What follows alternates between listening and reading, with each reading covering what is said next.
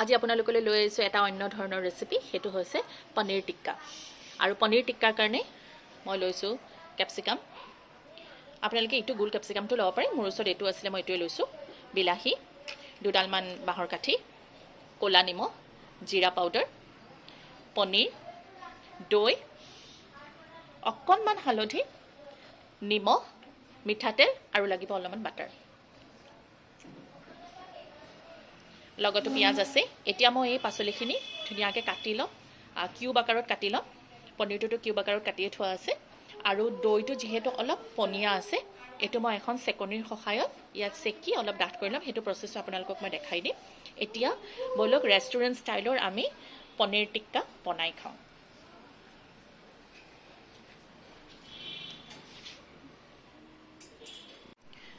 যদি আপোনালোকৰ ওচৰত ডাঠ দৈ নাথাকে, তেতিয়াহ'লে এনেকৈ চেকনিত দৈখিনি ওপৰত দি থ'ব। তেতিয়া চাওক ইয়াত পানীটো ওলাই গৈছে, এয়া পানীখিনি এনেকৈ ওলাই আহিব। পানীখিনি কাঢ়ি দিলে আমি দৈটো ডাঠকৈ পাই যাম। আৰু যদি আপোনালোকৰ ওচৰত টেঙা দৈ নাথাকে, মিঠা দৈ থাকে, তেতিয়াহ'লে অকণমান নেমু চেপি দিব, তেতিয়া জোখৰ হৈ যাব। এয়া মই টেঙা দৈয়ে লৈছোঁ।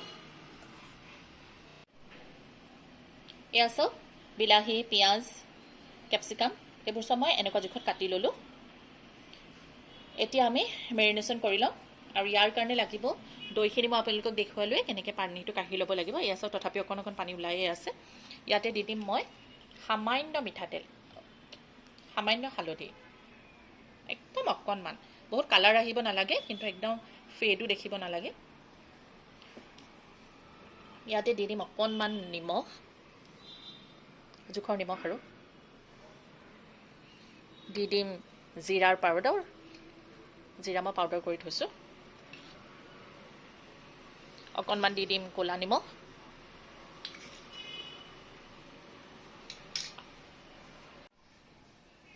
ইয়াতে দি দিম অকণমান মিঠাতেল, বেছি নহয় অকণমান। আৰু এইখিনি খুব ভালকৈ হাতেৰে মিক্স কৰি ল'ম।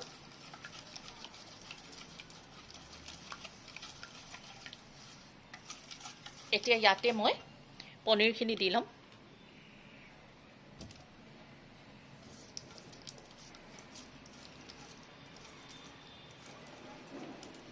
আৰু দি দিম পিঁয়াজ, বিলাহী আৰু কেপচিকাম।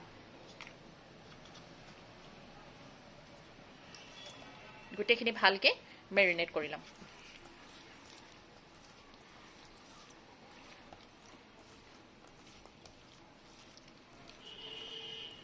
আপোনালোকে ইচ্ছা কৰিলে যদি অলপ চটপটা বেছি খাব বিচাৰে, তেতিয়াহ'লে ইয়াতে আপোনালোকে অকণমান চাট মছলাও দিব পাৰে। সেইটো অপশ্যনেল, ইচ্ছা কৰিলে দিব পাৰে। ইয়াত চবতে একদম ভালকৈ লাগি গ'ল।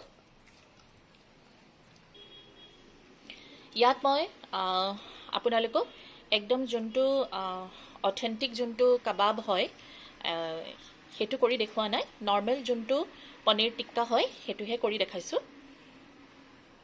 পিছত আপোনালোকক মই এনেকৈ হাৰিয়ালি কাবাব বা লাল মিৰ্চ কাবাব এইবিলাক আপোনালোকক মই কৰি দেখাম, দেগী মিৰ্চৰ কাবাব। এতিয়া আমি চিখ কেইডালৰ ভিতৰত এইখিনি ভৰাই ল'ম। এতিয়া ষ্টিকৰ ভিতৰত এইখিনি গাঁঠি ল'ম। যেতিয়া গাঁঠিব তেতিয়া আপোনালোকে মন কৰিব যে প্ৰথমে ভেজিটেবলটো দিবলৈ, পনীৰটো দিবলৈ নহয়, কাৰণ তেতিয়া সি পনীৰটো হোল্ড কৰি থাকিব। প্ৰথমে মই কেপচিকাম দিলোঁ, তাৰপিছতে মই পিঁয়াজ দিম, তাৰপিছতে দিম বিলাহী,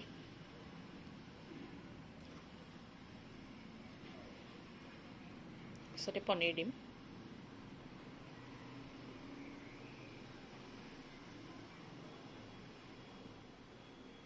আকৌ পুনৰ তেনেকৈ। এয়া চাওক মই এইটো দিওঁতে এনেকৈ এইফালৰ পৰা কৰি দিছোঁ। এতিয়া পুনৰ যেতিয়া দিম, তেতিয়া এইটো উভতাকৈ দিম, এই পিঠিটো ভিতৰ ফালে সোমোৱাই দিম। পুনৰ বিলাহী,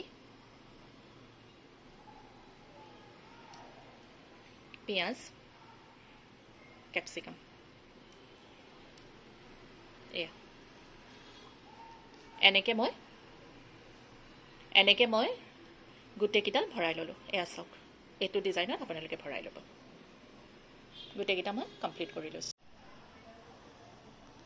গোটেইকেইডাল ষ্টিক মই এনেকৈ ৰেডি কৰি ল'লোঁ। চাওক এনেকৈ গোটেইকেইডাল ভৰাই ল'লোঁ। এতিয়া আপোনালোকক মই নেক্সট ষ্টেপটো দেখুৱাই আছোঁ। ইয়াত মই এখন টাৱা পাতি ল'লোঁ। ইয়াত মই দি দিম সামান্য মিঠাতেল।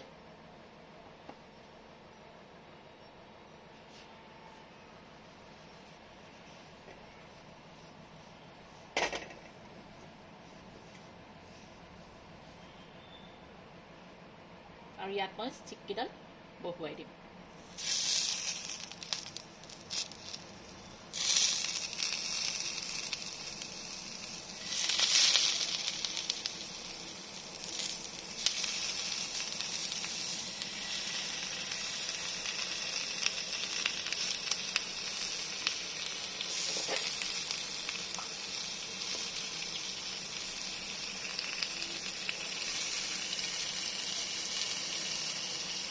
আপোনালোকে এনেকৈ একদম কম সময়ত খুব সহজতে ঘৰতে এনেকৈ পনীৰ টিক্কা বনাই খাব পাৰিব। খুব সহজ বনাবলৈ। এতিয়া উল্টাই দিম। খুব ধুনীয়া এটা গোন্ধ আহিছে। আপোনালোকে নিজে ঘৰত কৰি খাই চাব আৰু মোক কমেণ্টত জনাব যে সঁচাকৈ বনাবলৈ ইজি আছিলে, খাবলৈ বহুত টেষ্টি।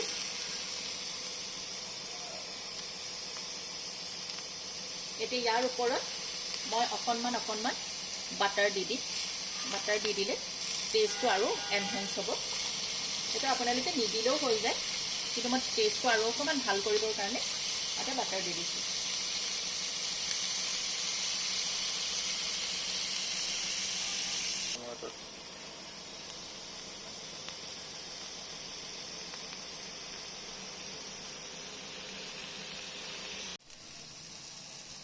এয়া চাওক, পনীৰ টিক্কা অলমষ্ট ৰেডি হৈ গ'ল। দুইটা চাইডে কি ধুনীয়া সিজিছে। এয়া চাওক, প্ৰতিটোৱে খুব ধুনীয়া সিজিছে।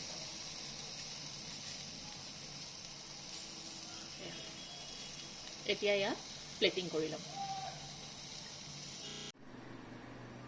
এয়া আমাৰ পনীৰ টিক্কা ৰেডি হৈ গ'ল। এতিয়া দেখিলে আপোনালোকে কিমান সহজতে কম সময়তে কম বস্তুৰে আমি ঘৰতে পনীৰ টিক্কা বনাই খাব পাৰোঁ। এনেকুৱা নতুন নতুন ইণ্টাৰেষ্টিং ৰেচিপি লৈ পুনৰ আপোনালোকৰ ওচৰলৈ আহিম। আজিলৈ আহিছোঁ। ধন্যবাদ।